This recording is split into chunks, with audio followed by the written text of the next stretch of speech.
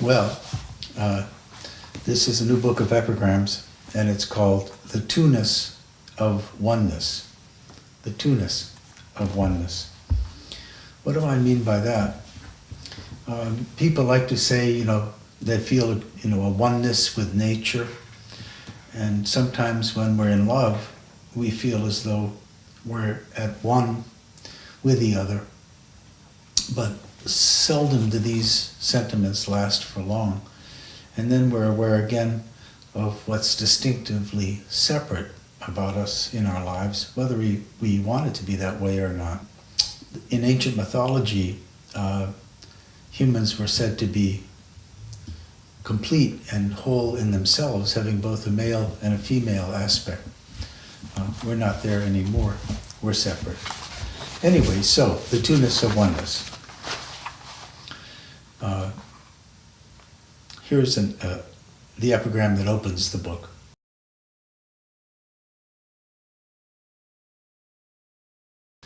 What am I up to in this? So, old man, difficult, complaining, dying, unbecoming. So I'm playing on the word unbecoming. Something's unbecoming, and it's literally unbecoming.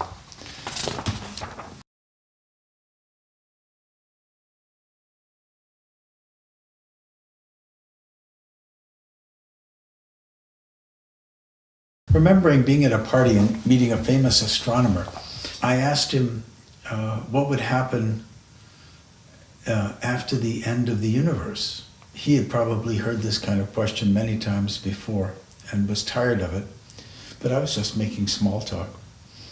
And I said to him, would there be souls after the end of the universe?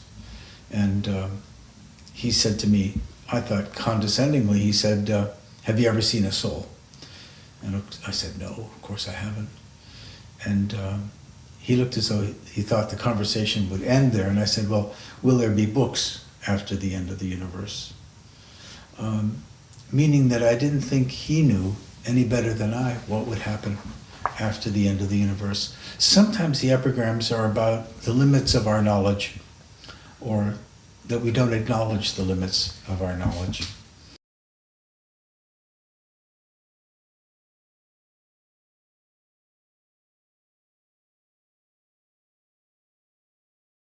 The man, the man who could do almost anything for himself, French kissing her. What am I up to with that? Well, how did I get to there? I guess I was thinking about kissing and what is kissing and why do we kiss? And they say that kissing has to do maybe with the way people used to masticate food and pass it on to the young, chewing the food and then passing it on, so it kind of developed our oral appetites. My mind kind of likes to look at first causes. How do we get to be the way we are? Why do we kiss? And then I like the idea of someone being independent, but of course there are some things you can't do just for yourself. The man who could do almost anything for himself, French kissing her.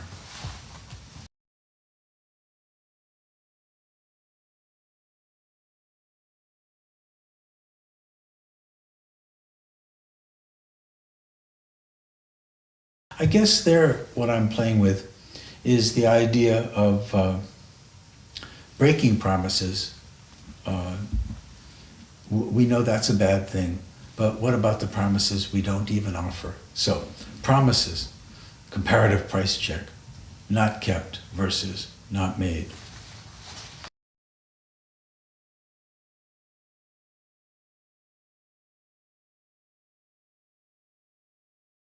Old age, farewells in progress, some of them not articulated. Oneself in the mirror, person to whom you must be sure to say goodbye. That one comes, I think, from my sense that as you get older, you let some things slip away and you know you're not going to say goodbye to everyone. You're just going to kind of let them go. It's too many goodbyes to say, perhaps. Anyway, that's where that came from.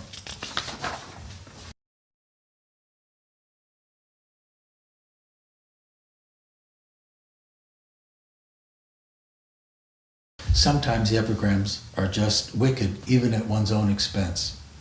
Here's one.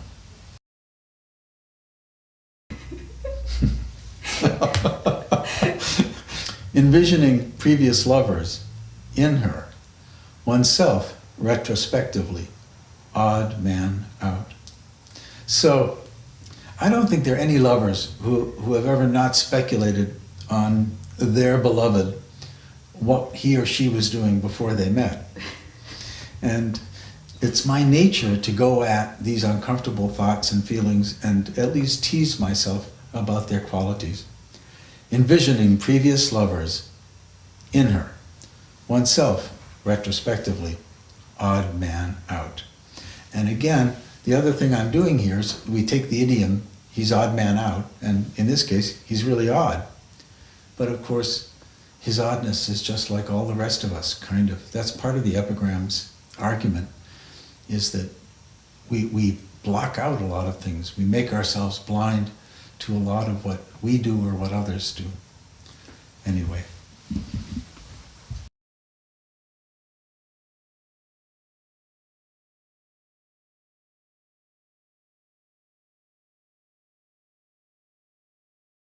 We all know what lechers are.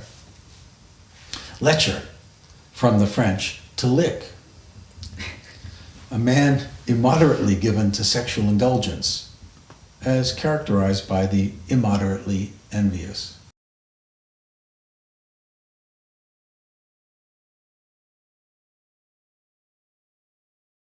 So for me, what's working in that epigram is the etymology of the word lecher, to lick. Who would have thought that? So I love to get at the root meanings of words. To me, that illuminates their full force that usually we're ignorant of or is suppressed. Okay, so to begin with, to find the meaning, the root of the word lecher knocks me out. And then I look up the dictionary definition, a man immoderately given to sexual indulgence. But who would have that opinion of another man, of another human being, to say he's immoderately given to sexual indulgence? That makes it sound bad. So when I hear that definition, I start thinking, what's the point of view of the person who's defining another human being that way? And I would say it's envy. So then I try to make some wordplay. Lecher, from the French, to lick. A man immoderately given to sexual indulgence, as characterized by the immoderately envious.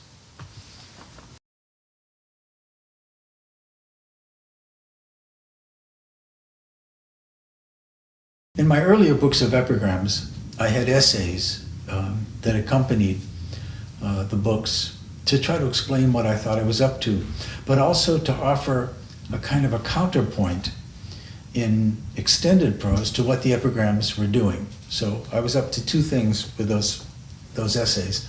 I wanted to explain what my motives were and my strategies, but also I wanted to show the difference between a more extended form and something very small. So here it is. What made him do it again? All's well that ends well. A good time was had by all, happily ever after. August 2007, age 63. The writer's back from Paris. Édition Gallimard has acquired the rights to his novel, The Beholder, and he's completed a final draft of his new book, Brief Nudity. Meanwhile, young Bikram has entered his life, is suddenly in residence. Unexpected miracle. Though he thought he'd be traveling, Thailand maybe, New York City, she's preparing for her PhD orals, so he's staying close to home. Making room for her in the cottage and the garage library after years of living alone, among other things, he starts culling books, setting box after box out on the curb, watching footprints of his path as a writer vanish. In the process, he encounters once again his library's sex and death alphabets and the adjoining shelves of the epigrammatic or books unveiling aspects of character. Malcolm de Chazal, Harold Brodkey, Machiavelli, Pauline Réage, Adam Phillips, Montaigne, Laura Kipnis, Issa, Freud, Kawabata, Tony Bentley, Pessoa, Irving Goffman. Titles: Humiliation, The Bed Trick, Advice on Dying, Objects of Desire, Night Games, Arousal.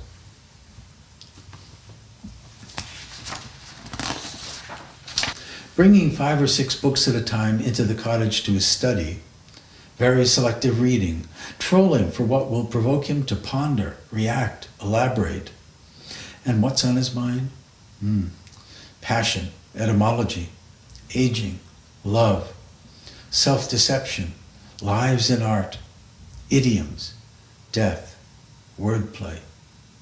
And the medium in which he'll work? Once again, the epigrammatic. His book, Truth Be Told, New and Collected Pre-Mortems, in 2005, it turns out that had left him hungry for still more. Such an odd form, the epigrammatic, to strive for compression, verbal surprise, paradox, shock, rueful acknowledgement, or revelation of moral blindness may bring out one's own oddness, make one too determined to implicate the reader, the writer, through or at the risk of hyperbole, reductionism, unfairness. Doing so with dictionaries close at hand, focusing laser-like on a single line, erotics of the irreducible, or working on a tiny canvas like the artist who painted imaginary postage stamps, or hounding an emotion, backtracking all the way back to root meaning, concealed impulse, precluding or preempting response. Such a pursuit requiring silence, writing time, reading time, something very old school about it, pre-modern, connecting across centuries and tongues to say Marshall, La Rochefoucauld, Lichtenberg, blood brothers, and bad boys too. Frequently asked questions. Does the epigrammatist consider nothing sacred? Is he without scruple or restraint? Answer: ideally, yes. Nonetheless, the utterances of some kind souls can leave one almost speechless. The Dalai Lama, for instance, writes that when a person has achieved a high level of practice in motivation and wisdom, even the joining of the 2 sex organs does not detract from the maintenance of pure behavior. Oh, picture the epigrammatist at his desk, mulling this vision of realizing the, quote, emptiness of inherent existence, wishing he had been able to quote the Dalai Lama to reluctant sweethearts when he was a teenager. The thought of just which ones might have tumbled to such suasion, making him grin. But oops, there's a knock, knock, knock on the door. Bekam making her entrance, coming to sit on the writer's lap, to be read to listen to the latest calumny in this text. Beautiful girl, art and life. Beautiful, Tommy. The thing about the Dalai Lama? Yeah. Isn't that funny? Okay, where was I? Okay, so poems are inherently self-aggrandizing. There's all that white space. So they're made to seem important, and my feeling is they better be good. Sometimes I find that poets play the poet too much, and I have a bone to pick with them. Here's one. The sincerely confessional poet at 75, lips still buttoned about career-long dissembling, oh, always so affable, or insider award trading, or about giving the wife beloved dedicatee, venereal microbes bestowed by one muse or another. The confessional poet does, however, publish a new and selected poems with a sonnet about passing gas. 14 more lines of smoke blown up the reader's nether end. Grave pending, it's all asses to asses. And of course, you're getting the play of ashes to ashes. Anyway, shame on me. I can't help myself. I'm skipping some. Here's one. So the epigrams deal with hypocrisy, with wordplay, with death, and with sex. Here's one.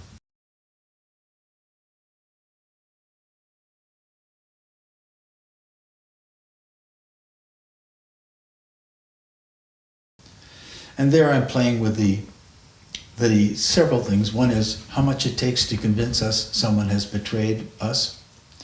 And the other is I'm playing with the phrase, seeing is believing, and that gets me to smelling is disbelieving. Anyway.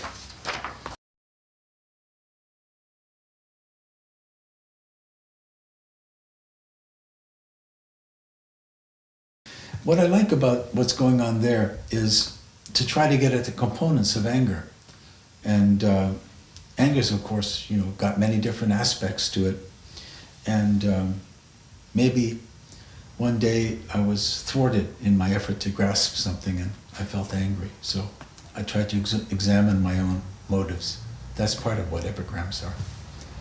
If the epigramist does not implicate himself, he's not doing his job. What I don't like is people who write things about other people as if they somehow stood aside, apart from their subject.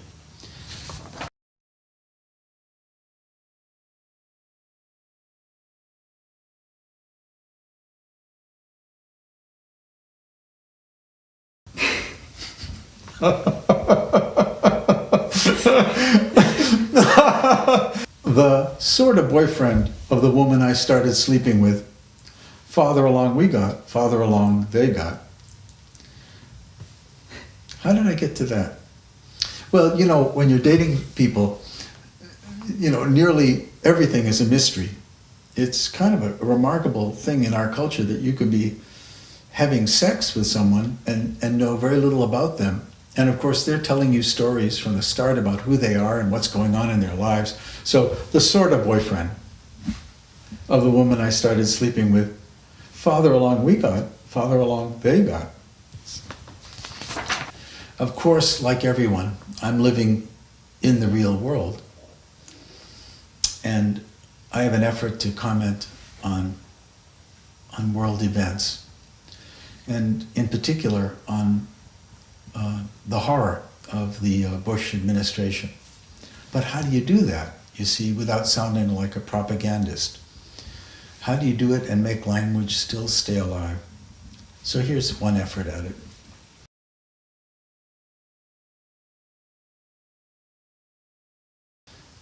They had such noble convictions about avoiding the war in Vietnam. Too bad that they lost that wonderful conviction. Or so I think. I guess part of the thing about Bush and Cheney is there's no shame. That's one of the things that makes one so upset with them. It's just no shame at all.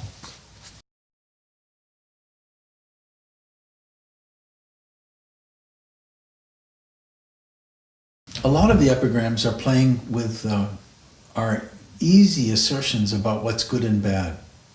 Here's one.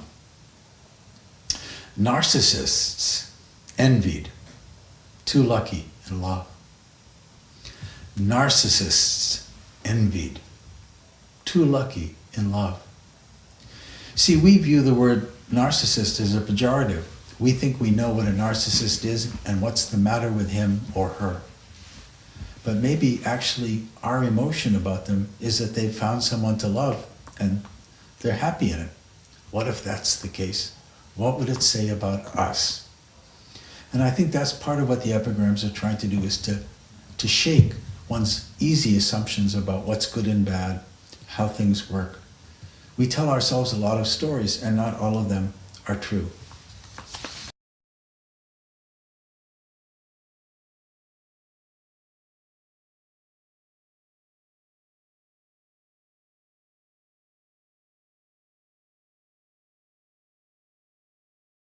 The Spanish conquistadors slaughtered the Indians of the Caribbean for being, among other things, sodomites. Opposites attract. What made you think of that one?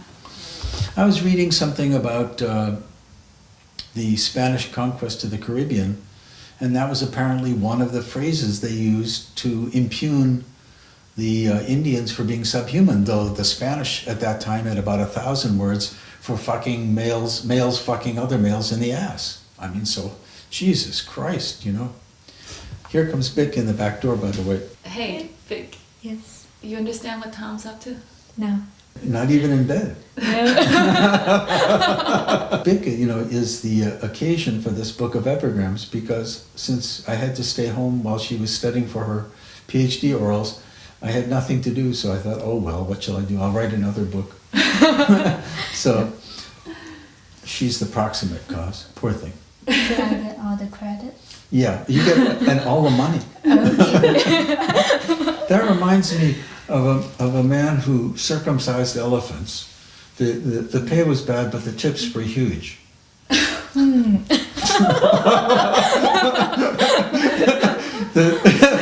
The royalties for a book of epigrams aren't going to be huge, baby. Now I tell you. Yeah. Sometimes I'm counting on the blank page to carry weight that the spoken phrase would not.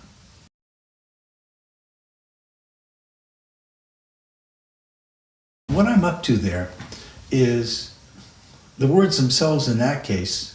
There's nothing complicated in the syntax or the meaning, but the white space I'm hoping will force the reader to let it reverberate, the phrase, and to see, you know, what could I possibly mean by this, and I'm hoping it will be subversive.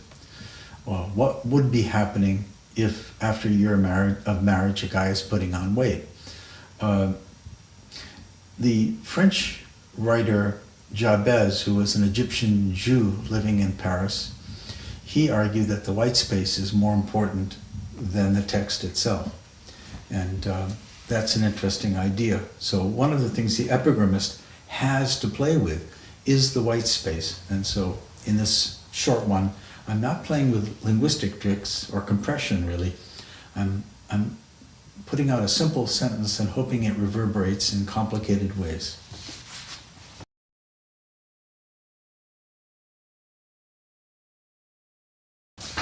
A lot of what's going on in the epigrams is making the reader complete the thought or the sentiment or connect the dots. Here's one.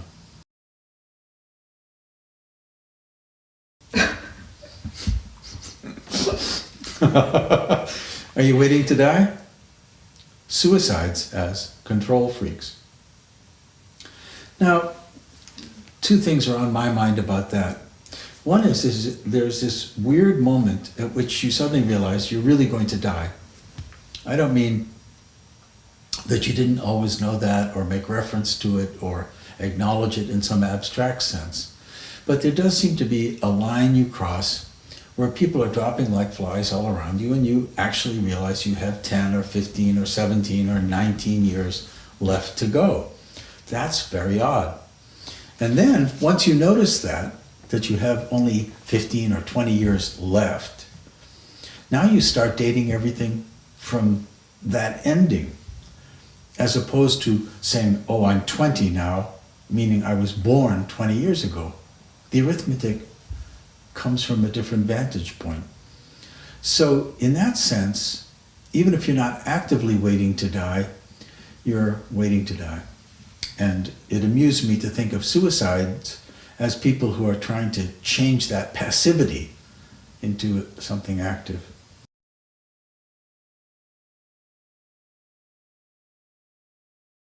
And the other thing that's going on for me in that is that we think of suicides as a bad thing. And maybe they are. But that maybe they are, for some people, an expression of a desire to control what we are otherwise helpless in the face of, which is our mortality.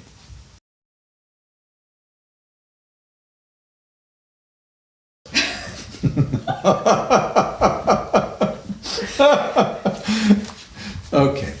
Sometimes, as I say, I'm both trying to get at a sentiment in an epigram, but also to coin a word or a phrase.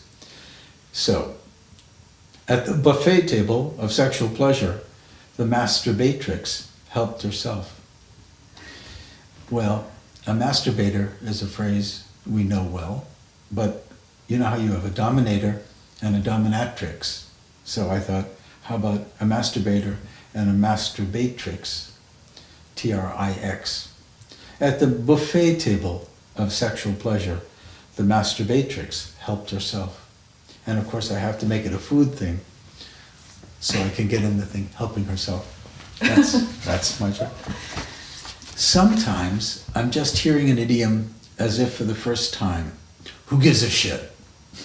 Who gives a shit? We say it all the time. But maybe we shouldn't talk that way, even though I do a lot. Because I come from Boston, and as kids we talked a lot like that.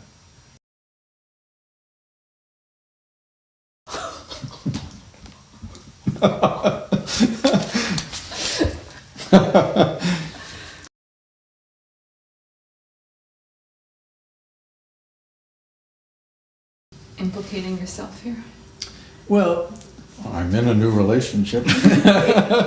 I'm in a new relationship, and it's very passionate. And I've certainly been taking advantage of Vic where I can. And but there is that odd moment when you're kind of stunned with what you've achieved, and that made me think. And so here's what I came up with.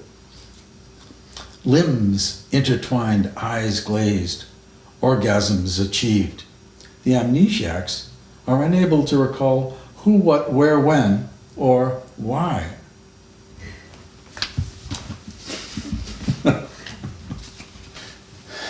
The promises we make, I love to play with the promises we make so sincerely and our inability to live up to them.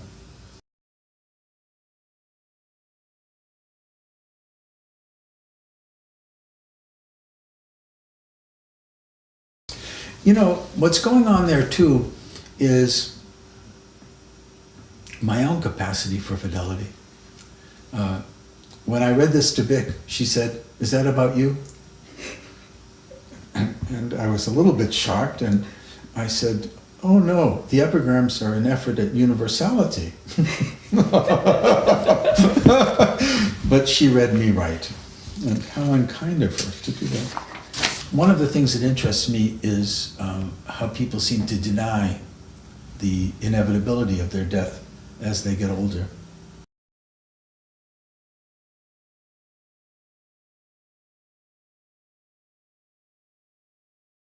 Well, in that one, I'm saying that his failure to tackle what's really true is what the reader is left with, that the writer is ducking, dealing with what he should be addressing.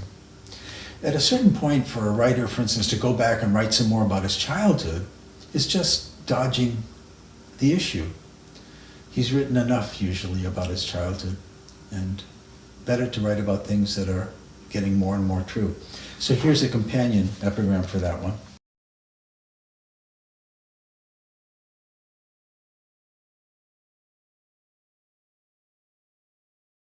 Sometimes I'm just entranced with words and with their sounds, or I notice something about a word that I didn't notice before.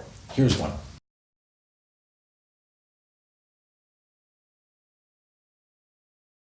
So, refuse and refuse are spelled the same, but they're pronounced differently. Why is that? So it goes like this. S's. Refuse, verb. Refuse, noun. That's all. Noun, adjective. Hard C, soft C. Rancor, rancid. Wow. You see, I would have never thought there was a relationship between the word rancor and the word rancid. And part of the reason I hadn't made that connection is because of the difference in the pronunciation of the C's in the two words. Noun, adjective, hard C, soft C, rancor, rancid. Well, to think of rancor and rancid together for me illuminates both words. Yeah, maybe for you too. Here's one.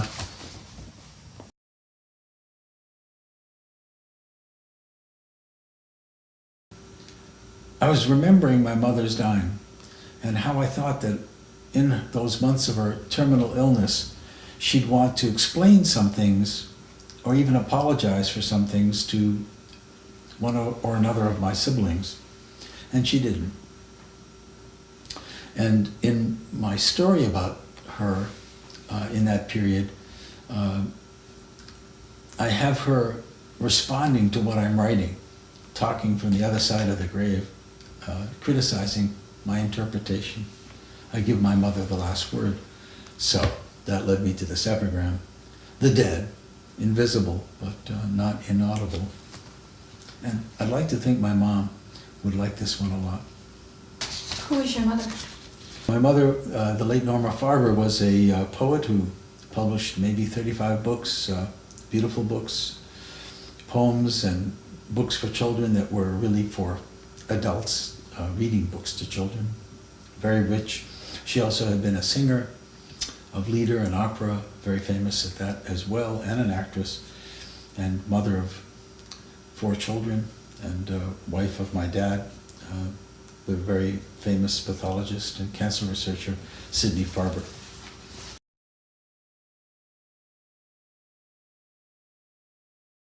Here in my study, I try to keep books that will provoke me when I'm writing the epigrams close at hand. And it's an odd array of kinds of things I'm pushing off against. I mean, over there is a book called Humiliation. And that's a no-brainer. That's of interest to me. When I first see a reference to a book with that title, I want to know what are the components of that emotion when we feel humiliated. What's really going on? What have we lost when we lose face, for instance? But any of these books that I've been working through, and these are just the most recent. For instance, here's a book, The Subtlety of Emotions, by an Israeli Ben Zeev. He's already said a few things, he's written a few things that really interest me, and I'm going to return to them. I'm going to try to play with them. One is, he's talking about the qualities by gender, emotional qualities, and he basically has said, I note, that males seem to be better at anger, pride, sexual desire, and contempt. Well, wow. I hadn't thought of that before, and I'm going to think about it. Anger, pride, sexual desire, and contempt. Men express those qualities more often than women do. Elsewhere he says, speaking of emotional pretenses, and he doesn't think pretenses are all bad. He thinks that we have a need for privacy that's just as important as many other needs, and that the pretenses are functional. But discussing the types of emotional pretenses, he says there are both veils and masks. Veils and masks. Wow. Well, I'm going to have to chew on that for a while. And then finally, he considers gossip a good thing. For him, gossip's not a pejorative. And he says the root of the word is not negative, but I have to look it up. So that's my next task, is to see if he's right. But all 3 of these ideas, as I am scanning his book, I'm looking not just to read for pleasure, but to find things to provoke me. And like those words, veil and mask, that's just not a distinction I could have come up with on my own. And I hope to take it further, or to test it, and maybe get an epigram out of that. There's a book here called On Kissing, and it probably helped provoke me toward my epigram about French kissing, just to think about kissing. Here's Montaigne, the French writer, and he was so good at talking about his own nature and the nature of others. Or a more contemporary writer, where did he go? Yes, Adam Phillips. And this is a collection of his called Monogamy, and they're not quite epigrams, but they're brief paragraphs catching the anomalies of monogamy. He's an awfully smart writer, and he's a psychoanalyst, and I've learned a lot from him. Very smart man. Well, the famous writer Walter Benjamin, German, living in Paris, a Jew, had to flee Paris when the German army came in World War II, before World War II, and occupied Paris. And he had to leave his library behind. And that's always made me very nervous, the idea of that, because these books they're not treasure in financial terms. They're treasure in terms of my thinking and how I got where I was going. And these are the tracks of my tears. So this is the epigram section, and there's some treasures here. The French, 20th century French writer Jules Renard, more Adam Phillips, a book on crying. Well, what are tears, exactly? Edmond Jabez, that Egyptian Jew I spoke of, who lived in France, his famous book, The Book of Questions. Machiavelli, that amazing student of political behavior. Martial, the ancient Roman and a great epigrammist. Lichtenberg, the German who wrote this wonderful epigram. Someone had irritated him and with a review of something he wrote, and he said, a book is a kind of a mirror. When a monkey looks in, an apostle does not look back out.